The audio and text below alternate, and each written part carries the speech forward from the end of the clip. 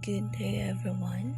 I am Medalika Casey Joyce Portero, and I will discuss about the development of effective assessment tools, wherein it is a tools in assessing the affective domain, in particular those which are used to assess attitude, interest, motivation, and self-efficacy of students that they have been developed. Affective traits aren't directly observable, so they must be determined from behavior or what students say about themselves or other. There are three feasible methods of assessing affective assessment. First, the teacher's observation. Second, the student self-report. And third, the peer rating. But before we will discuss that, let's discuss first the three considerations in assessing affect. First, emotion and feeling changes quickly, most especially for young children and during early adolescence. Means that feeling changes fast, especially for young children and adolescents. So here you must conduct several assessments over time to get a valid indication of students' affective effect and to get a more accurate result from it. Second, use varied in measuring the same affective traits as possible. So here it is best not to rely on a single method due to its limitation. Like for example, there is a possibility of a student faking their self-report, so comparing them with teacher's observation or other data make it more reliable. So dito is hindi ka dapat mag-focus sa isang single method lang, kundi you should use multiple methods to provide a stronger result. Third is decide what type of data or result are needed, individual or group data. So here you have to determine whether individual or group data is needed. Individual data is necessary if you are reporting to the parents of the student, while itong group data naman, it is more proper if you want to improve your instruction. So the choice of assessment method is depend on what is the purpose of your assessing effect. The three feasible method in assessing effect. First, we have the teacher's observation. A systematic watching of student behavior to evaluate their feeling, attitudes, and value in real time. So meaning, itong teacher's observation, it is used to systematically record student behavior related to affective target traits. It begins by vividly defining the traits and listing specific student behavior that corresponds to the positive and negative dimension of the traits. So the positive traits is called approach behavior. It is a positive behavior that results in direct, frequent, and intense contact with the learning task or the environment. While the negative traits naman is called avoidance behavior. These are the negative behavior that result in less direct, less frequent, and less intense contact with the learning task or environment. So, paano nga ba ikandak itong teacher's observation? First, dapat mag-start ka with a clear definition of the affective traits. For example, the positive attitude of students toward learning. Then after you start with a clear definition, next is it is followed with a list of observable student behavior and action that corresponds to the positive and negative dimension of traits. For example, in the positive is that the student rarely missed class, while in the negative is that she is frequently absent. That is an example of the positive and negative dimension of traits. Next, after that is the teacher should list positive behavior and negative student behavior that they plan to observe. There are two types of student or teachers observation: the structured and unstructured observation.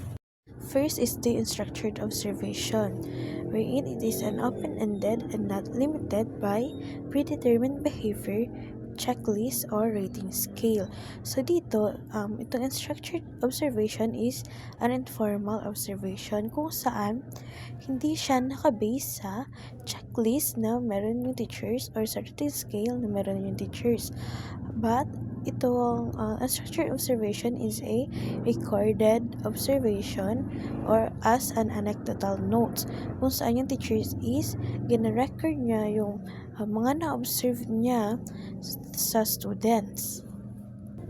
Yung mga behavior na pinapakita ng student during sa klase is yun yung nare-record ng teachers, and also hindi lang yung behavior ng student pati na rin yung mga non-verbal niya na ginagawa.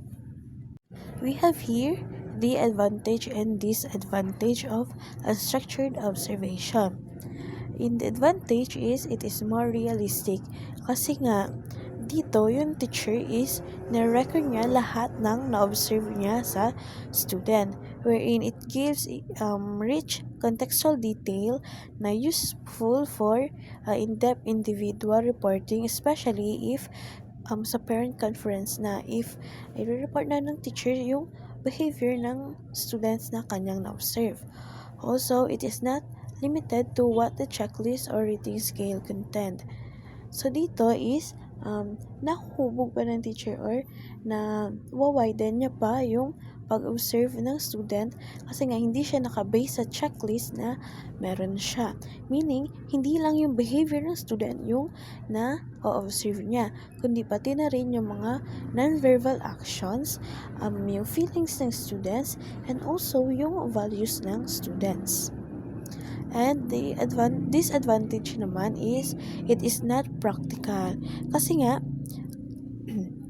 it is not practical in a way that hindi naman kailangan na every behavior ng student is i-observe ng teacher kasi hindi naman every behavior ng student is relevant on a regular basis for an entire class, kung saan yung behavior ng student is pabago-bago siya.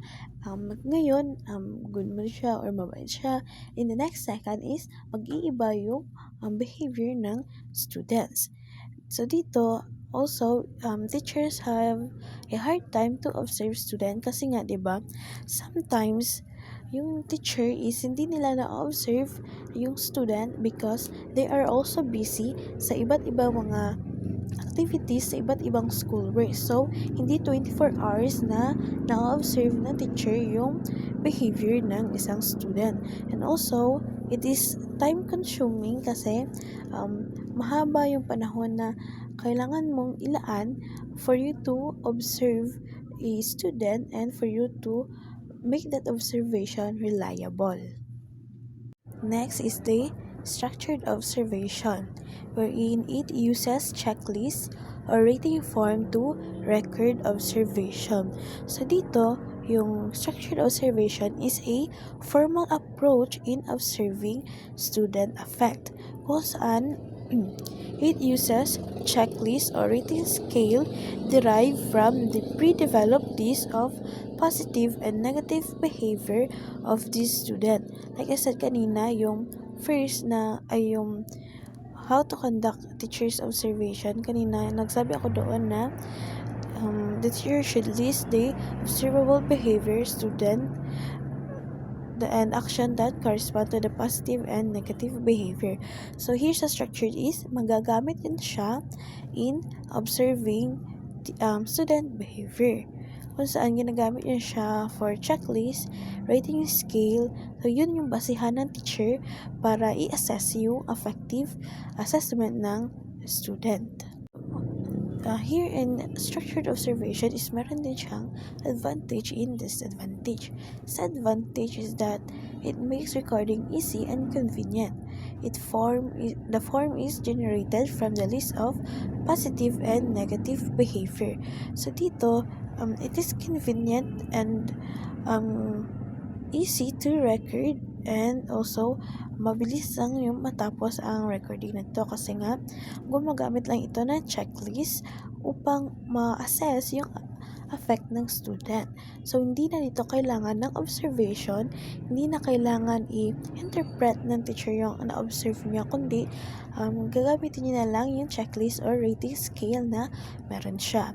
And also, yung data dito is easily quantifiable and summarized, making it highly effective for the group reporting, kung saan yung data kasi dito is yung galing siya sa list ng positive and negative behavior na nilista mo. And it is simple, it is a frequent individual or for record keeping. While sa disadvantage naman is it needed more time to record, observation, and preparation. So dito is that structured observation is differ from unstructured observation in terms of their preparation and the way they observe. Their observation is recorded. So dito sa structured observation is it more time to prepare since checklist or rating form yung gagamitin mo, and dito is gagawin mo pa kasi yung checklist and rating scale na gagamitin mo for record observation. So, dito is, it needed more time talaga for preparation and, for preparation, unlike sa unstructured na, pwede lang agad-agad simula ng teacher yung observation niya kasi hindi niya naman kailangan ng checklist. So, dito, kasi yung unstructured is simply, dinidetermine niya lang yung behavior na pinapakita ng student. So I have an activity here that you will answer. You're simply you have to identify if this statement is structured or unstructured observation. That you will write your answer in a 1/4 sheet of paper, and we will discuss that during our discussion or micro teaching. The next method is students self-report, wherein dito there are varied ways to express student affect as self-report. So dito, yung student is nag-respond sila to a written questionnaire or survey about themselves or other students. And this is the most common and direct way of assessing effective assessment of the student while having a casual conversation or interview. We have two types of student self-report: the student interview and survey and questionnaire. First is the student interview, wherein there is an opportunity for teacher to directly involve with the student, wherein teacher can prove and respond for better understanding. Ito sa student interview, meron siyang different types of personal communication na pwedeng gamitin ng teacher. Just like individual, group interview, discussion, and casual conversation to assess the effect. It is similar to observation, but in here, there is an opportunity for teachers to have a direct involvement with the student, kung saan yung teacher is they can prove question and response for better understanding. And also, very important dito na mag-build ng trust yung student para maipalabas ng student yung true feeling nila and belief ay maipakita nila. Kasi minsan, without the trust, itong mga student, they simply respond in a way that they will please this teacher, or akala nila yun yung gustong marinig ng teacher, even if hindi yun siya yung true reflection of their self, or hindi talaga yun yung sila, yung behavior na meron sila. Sa advantage, teacher can clarify student response, teacher can ask proving question, and teacher can note non-verbal behavior. So dito, if hindi convinced yung teacher sa response ng student is he or she can ask proving question kung saan mas nadidig deeper nila yung understanding ng student, and dito is mas nakaklarify ng student yung response nila through sa mga proving question na ina-ask ng teachers. And also dito is yung teacher ay makakanote siya ng mga non-verbal behavior na ginagawa ng student during the interview. Kung saan nakaka-help ito upang ma-avoid ang vagueness. And makukuha ng teacher yung exact na response talaga ng students or yung true feeling ng student. In disadvantage naman, it is time consuming and student make responses yan na truthfully and may cause student discomfort. So dito yung student interview is time consuming siya because kailangan talagang maglaan ng oras upang magkaroon ng interaction or communication ay yung teachers and students, and also student make response na truthfully yan na typo lang, no? So dito minsan because the student feel discomfort or hindi sila comfortable na ibahagi yung true feeling nila is minsan yung sagot nila is hindi naman talaga totoo, or minsan ginagawa lang nila yun kasi ayaw nilang malaman ng teacher yung true feeling nila or yung totoong nararamdaman nila. And minsan kasi they feel like kahit mali yung sagot nila or kahit hindi naman talaga yun yung sagot nila, feel kasi nila na yun yung gustong marinig ng teacher, which is mali yun siya kasi dapat yung sagot ng student is yung true feeling talaga nila or yung alam na sarili na yun talaga yung sagot sa question ng teacher. Next is the survey and questionnaire wherein meron itong dalawang types of format using survey and questionnaire. Ito ang constructed response format at selected response format. First, we have the constructed response format, a straightforward approach asking students about their effect by responding to simple statement or question. So dito, sa approach na ito is ma-assess yung student effect by responding to a simple statement or question. Another way to implement constructed response format is by means of essay, kung saan each item nun provide a more in-depth and extensive responses than that of a simple short sentences. So dito, sa essay na yon is ma-reason out ng student yung reason ng kanilang attitude, values, and belief kung paano nga ba nila ma-express ito by using essay. Merong advantage and disadvantage itong constructed response format, wherein sa advantage, student express their reason for their attitude, values, and belief better using essay, and it provide more in-depth and extensive responses. Sa disadvantage naman, it is time-consuming and prone to bias. So, and dito sa advantage is mas ma-express ng student yung reason nila sa attitude or behavior na pinapakita nila using essay and by answering the question that the teacher gave to them, kung saan magpo-provide sila dito ng in-depth and extensive response para ma-reason out nila ng mabuti yung mga behavior na meron sila. It is time-consuming naman sa disadvantage kasi nga meron 2 or more question ang binibigay ng teacher, and itong student is they take time sa pagsagot ng mga question na iyon. It is prone to bias because scoring is inherently subjective, meaning yung teachers may assign inconsistent grade based on their personal criteria, expectation, or respondents' writing or writing style ng students rather than the pure knowledge of the essay they made. So subjective yung scoring dito kasi where it can lead to biases.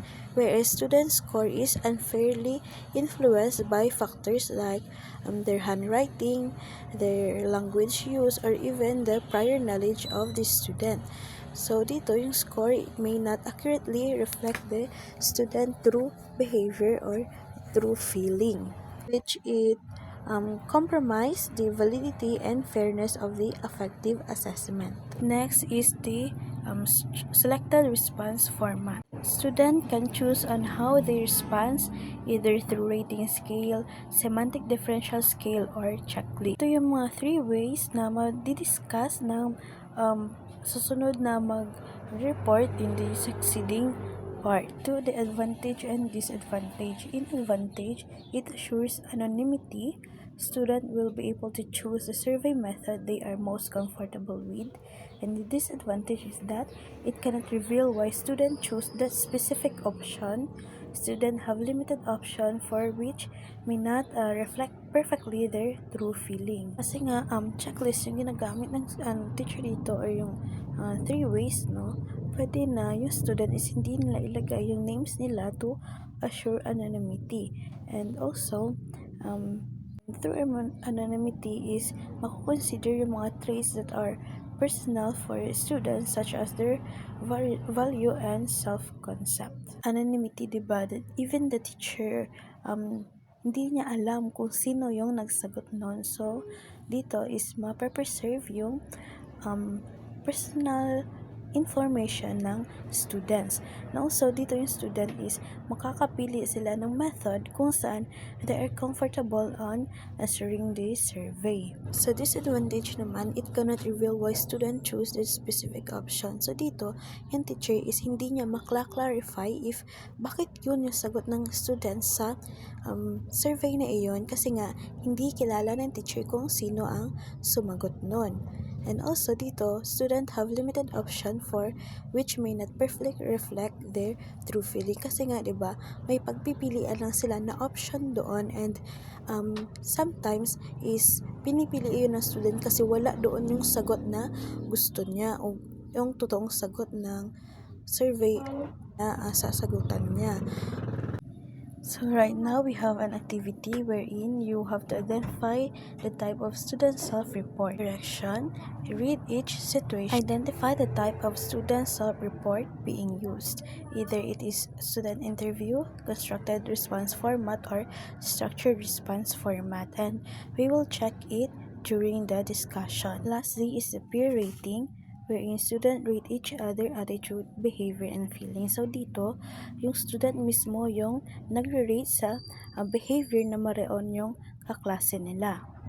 So the peer rating is the least common method among the 3 method of assessing effect. Because of the nature of learners, they do not always take this activity seriously, and most often they are subjective in conducting this peer rating. Thus, peer rating is seen as relatively inefficient in terms of nature of conducting, scoring, and interpreting peer rating.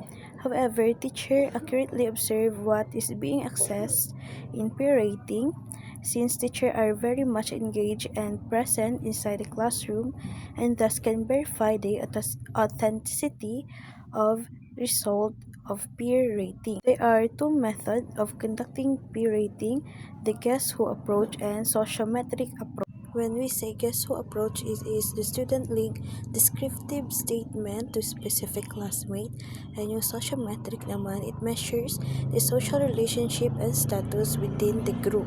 The advantage and disadvantage of peer rating: in advantage, it increase students' sense of responsibility kasi nga, di ba, sila yung nagre-rate or